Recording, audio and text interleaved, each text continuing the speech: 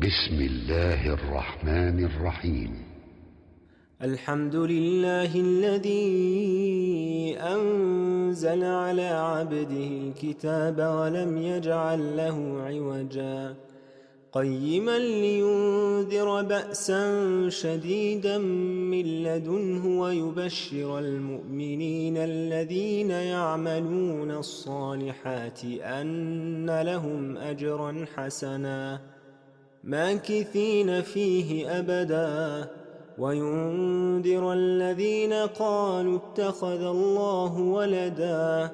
ما لهم به من علم ولا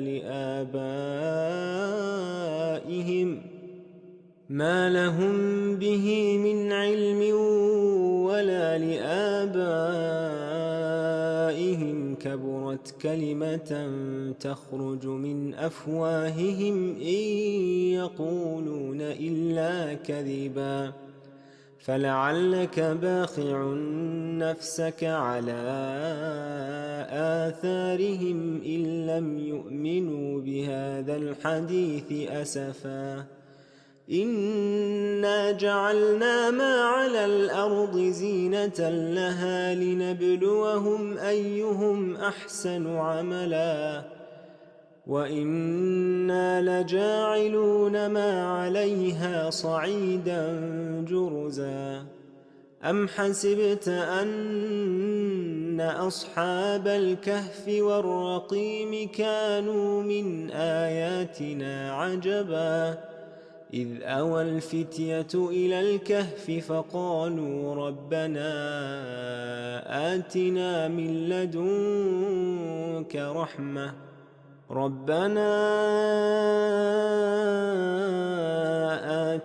من لدنك رحمة وهيئ لنا من أمرنا رشدا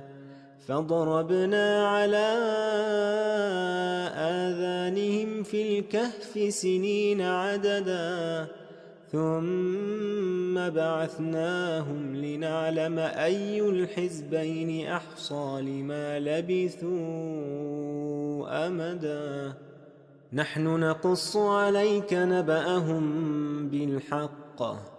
إنهم فتية آمنوا بربهم وزدناهم هدى وربطنا على قلوبهم إذ قاموا فقالوا ربنا رب السماوات والأرض لن ندعو من دونه إلها لقد قلنا إذا شططا هؤلاء قومنا اتخذوا من دونه آلهة لولا يأتون عليهم بسلطان بين فمن أظلم ممن افترى على الله كذبا وإذ اعتزلتموهم وما يعبدون إلا الله فأووا إلى الكهف ينشر لكم ربكم من رحمته ويهيئ لكم من أمركم مرفقا وترى الشمس إذا طلعت تزاور عن كهفهم ذات اليمين وإذا غربت تقرضهم ذات الشمال وهم في فجوة منه ذلك من آيات الله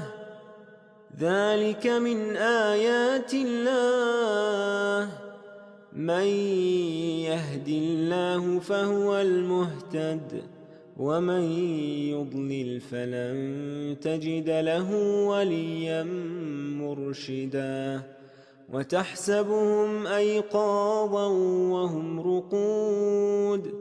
ونقلبهم ذات اليمين وذات الشمال وكلبهم باسط ذراعيه بالوصيد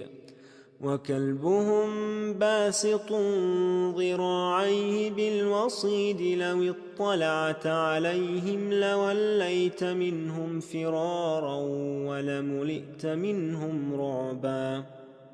وكذلك بعثناهم ليتساءلوا بينهم قال قائل منهم كم لبثتم قالوا لبثنا يوما أو بعض يوم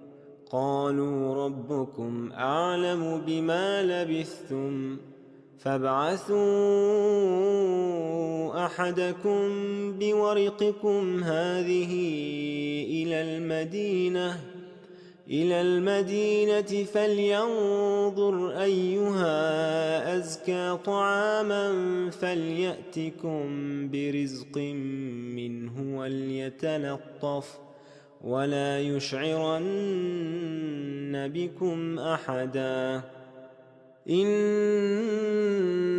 إن يظهروا عليكم يرجموكم أو يعيدوكم في ملتهم ولن تفلحوا إذن أبدا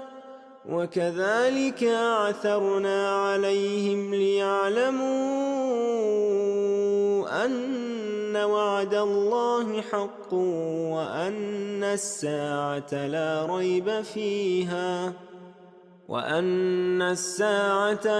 ريب فيها إذ يتنازعون بينهم أمرهم فقالوا ابنوا عليهم بنيانا ربهم أعلم بهم قال الذين غلبوا على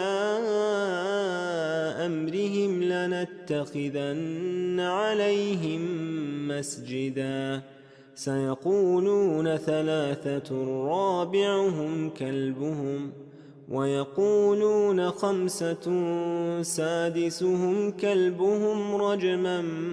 بالغيب ويقولون سبعة وثامنهم كلبهم قل ربي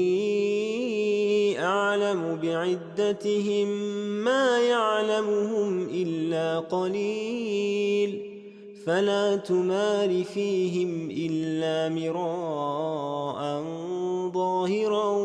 ولا تستفت فيهم منهم أحدا ولا تقولن لشيء إني فاعل ذلك غدا إلا أن يشاء الله واذكر ربك إذا نسيت وقل عسى أن يهديني ربي لأقرب من هذا رشدا ولبثوا في كهفهم 300 سنين وازدادوا 9 قل الله أعلم بما لبثوا له غيب السماوات والأرض أبصر به وأسمع ما لهم من دونه من ولي ولا يشرك في حكمه أحدا واتل ما أوحي إليك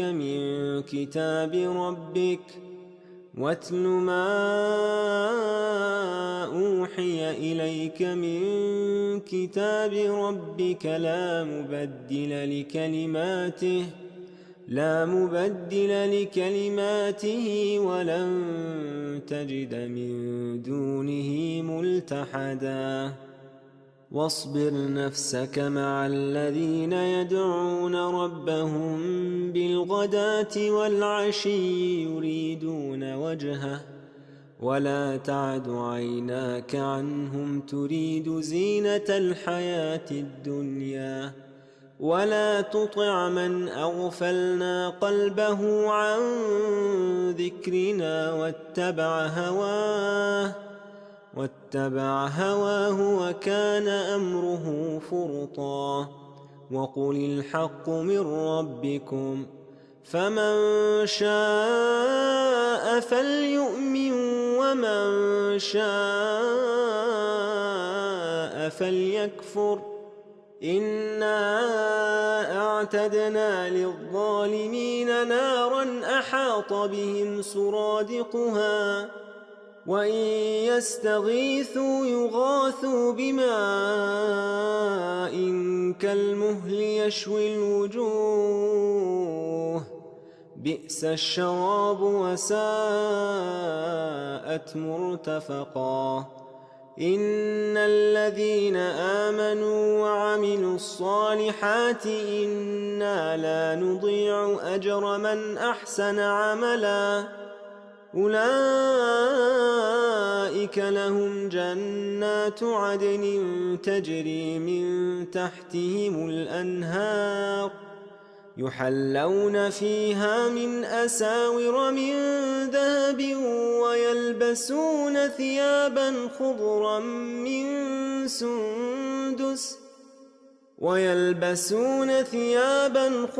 من سندس وإستبرق متكئين فيها على الأرائك نعم الثواب وحسنت مرتفقا واضرب لهم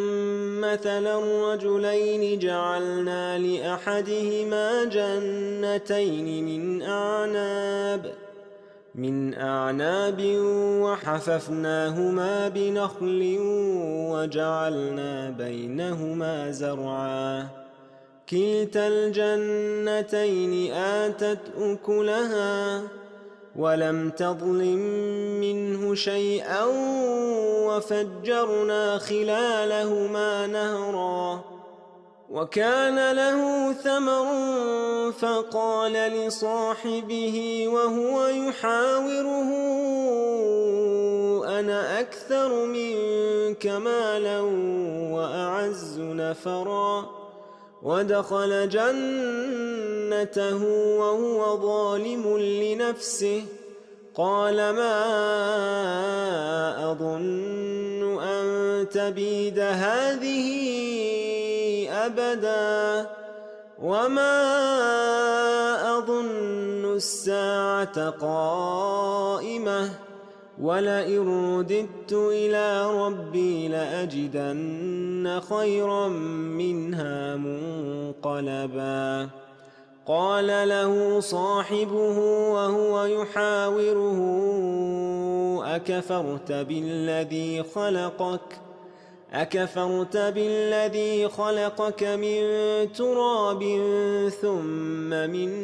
نطفة ثم سواك رجلا لكن هو الله ربي ولا أشرك بربي أحدا ولولا إذ دخلت جنتك قلت ما شاء الله لا قوة إلا بالله إن ترني أنا أقل منك مالا وولدا فعسى ربي أن يؤتيني خيرا من جنتك ويرسل عليها حسبانا من السماء فتصبح صعيدا زنقا أو يصبح ماؤها غورا فلن تستطيع له طلبا وأحيط بثمره فأصبح يقلب كفيه على ما أنفق فيها وهي خاوية على عروشها ويقول يا ليتني لم أشرك بربي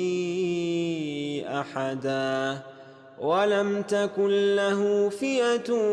ينصرونه من دون الله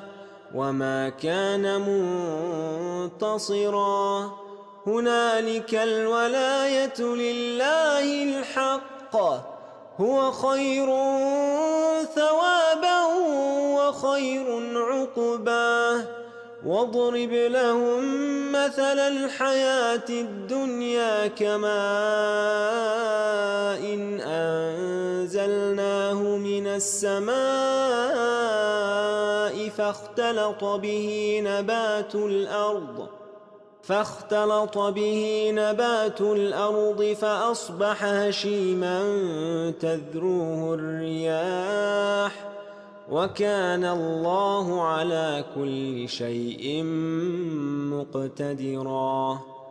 المال والبنون زينة الحياة الدنيا والباقيات الصالحات خير عند ربك ثوابا وخير أملا. ويوم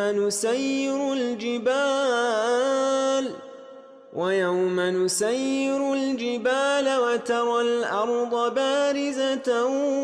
وحشرناهم فلم نغادر منهم أحدا وعرضوا على ربك صفا لقد جئتمونا كما خلقناكم أول مرة بل زعمتم أن لن نجعل لكم موعدا. ووضع الكتاب فترى المجرمين مشفقين مما فيه ويقولون يا ويلتنا ما لهذا الكتاب لا يغادر صغيرة ولا كبيرة إلا أحصاها ووجدوا ما عملوا حاضرا ولا يظلم ربك أحدا. وإذ قلنا للملائكة اسجدوا لآدم فسجدوا إلا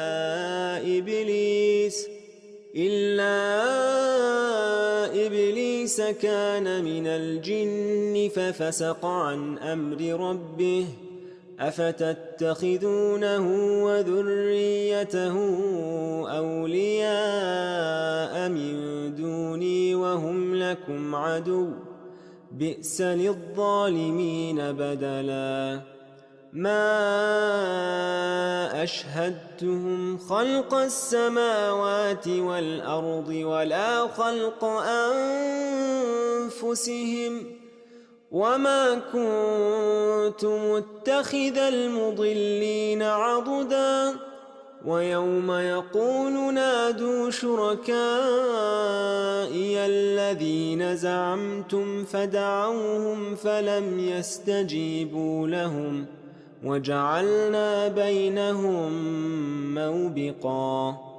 ورأى المجرمون النار فظنوا أنهم مواقعوها ولم يجدوا عنها مصرفا. ولقد صرفنا في هذا القرآن للناس من كل مثل وكان الإنسان أكثر شيء جدلا. وما منع الناس أن يؤمنوا إذ جاءهم الهدى ويستغفروا ربهم إلا أن تأتيهم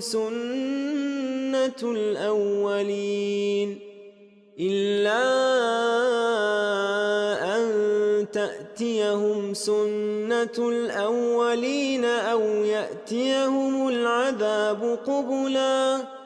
وما نرسل المرسلين إلا مبشرين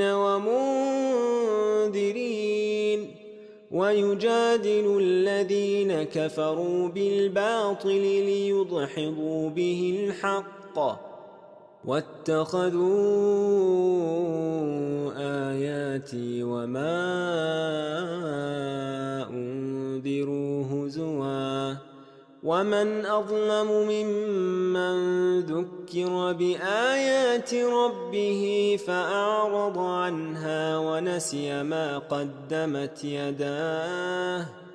إنا جعلنا على قلوبهم أكنة أن يفقهوه وفي آذانهم وقرا وإن تدعهم إلى الهدى فلن يهتدوا إذا أبدا وربك الغفور ذو الرحمة لو يؤاخذهم بما كسبوا لعجل لهم العذاب بل لهم موعد لن يجدوا من دونه موئلا وتلك القرى أهلكناهم لما ظلموا وجعلنا لمهلكهم موعدا وإذ قال موسى لفتاه لا أبرح حتى أبلغ مجمع البحرين أو أمضي حقبا فلما بلغا مجمع بينهما نسيا حوتهما فاتخذ سبيله في البحر سربا فلما جاوزا قال لفتاه آتنا غداءنا لقد لقينا من سفرنا هذا نصبا قال أرأيت إذ أوينا إلى الصخرة فإني نسيت الحوت وما أنسانيه إلا الشيطان أن أذكره واتخذ سبيله في البحر عجبا قال ذلك ما كنا نبغ فارتدا على آثارهما قصصا فوجدا عبدا من عبادنا آتيناه رحمة من عندنا وعلمناه من لدنا علما قال له موسى هل أتبعك على أن تعلمني مما علمت رشدا قال إنك لن تستطيع معي صبرا وكيف تصبر على ما لم تحط به خبرا قال ستجدني إن شاء الله صابرا ولا أعصي لك أمرا قال فإن اتبعتني فلا تسألني عن شيء حتى أحدث لك منه ذكرا فانطلقا حتى إذا ركبا في السفينة خرقها قال أخرقتها لتغرق أهلها لقد جئت شيئا إمرا قال ألم أقل إنك لن تستطيع معي صبرا قال لا تؤاخذني بما نسيت ولا ترهقني من أمري عسرا فانطلقا حتى إذا لقيا غلاما فقتله قال أقتلت نفسا زكية بغير نفس لقد جئت شيئا نكرا قال ألم أقل لك إنك لن تستطيع معي صبرا قال إن سألتك عن شيء بعدها فلا تصاحبني قد بلغت من لدني عذرا فانطلقا حتى إذا أتيا أهل قرية استطعما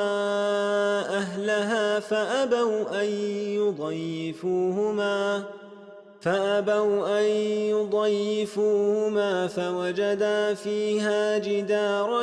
يريد أن ينقض فأقامه قال لو شئت لاتخذت عليه أجرا قال هذا فراق بيني وبينك سأنبئك بتأويل ما لم تستطع عليه صبرا أما السفينة فكانت لمساكين يعملون في البحر فأردت أن أعيبها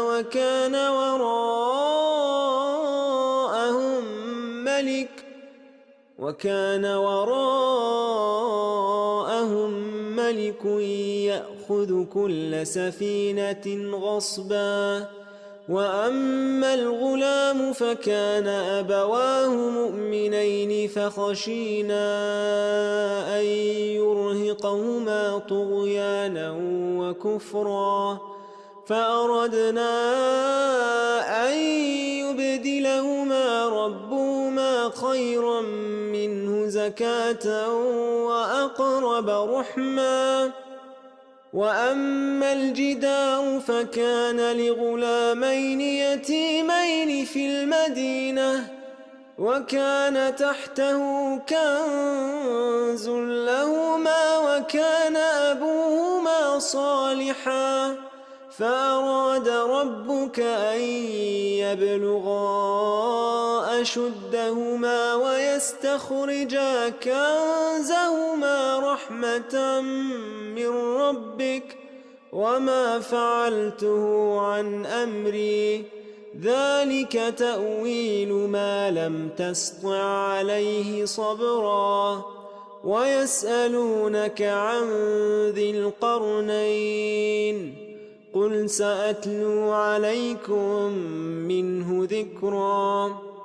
إنا مكنا له في الأرض وآتيناه من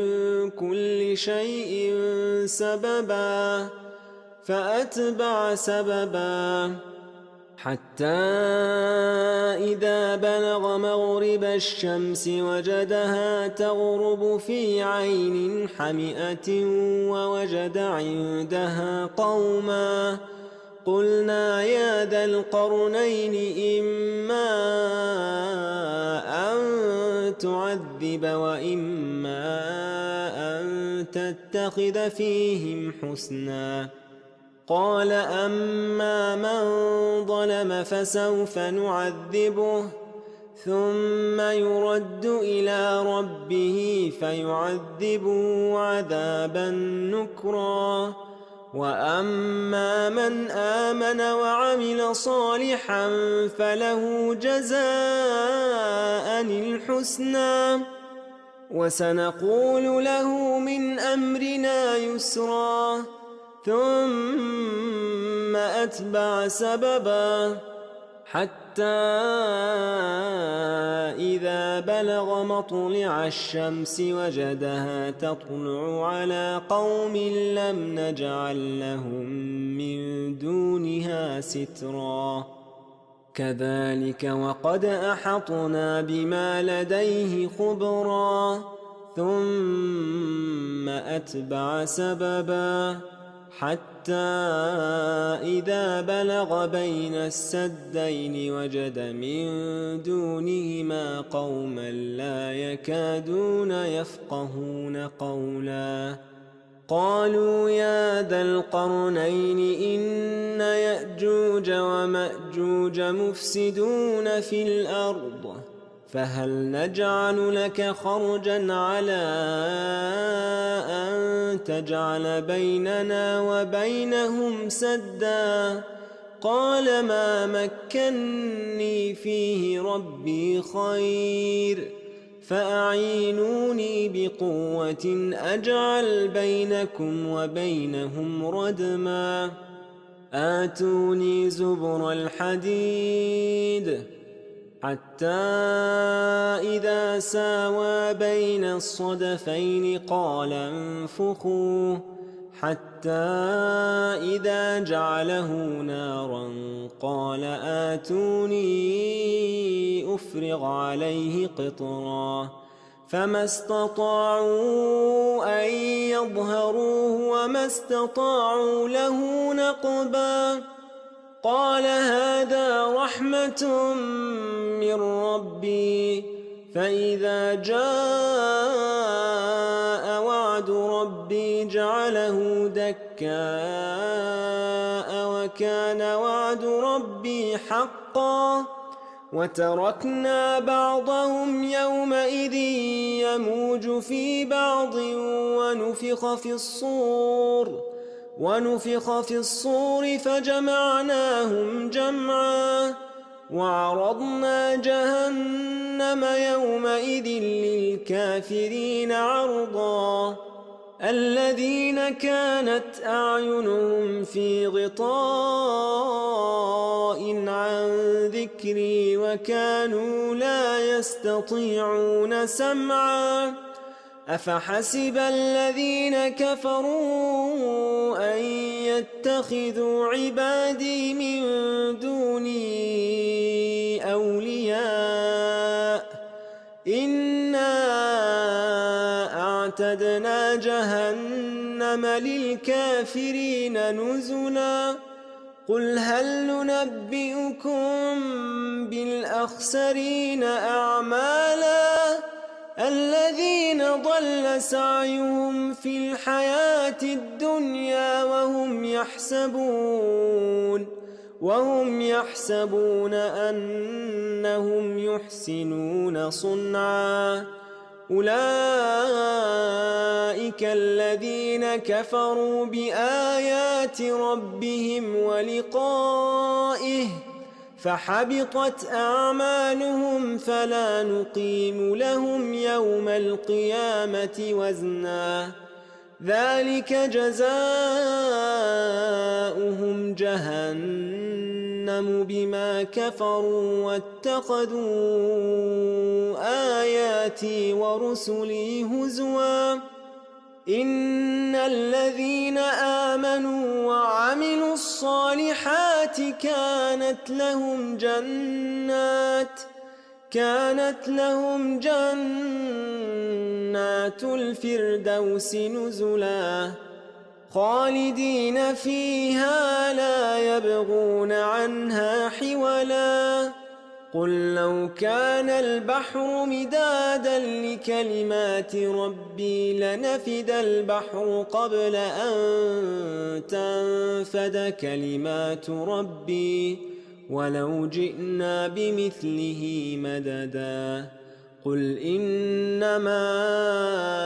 أنا بشر